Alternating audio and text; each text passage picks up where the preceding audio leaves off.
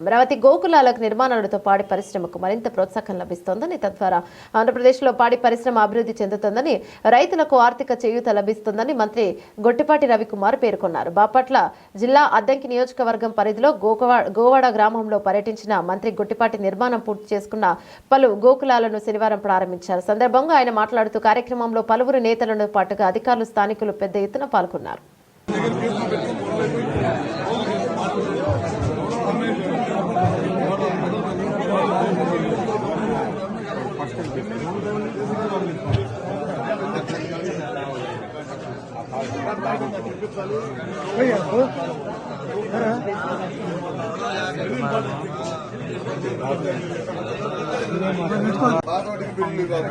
అన్ని కొత్త కట్టించాను.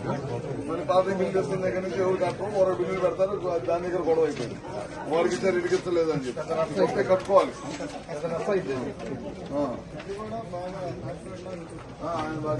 ఎన్ని ఉన్నాయి మన ఖర్చులు సరిపోతుంది.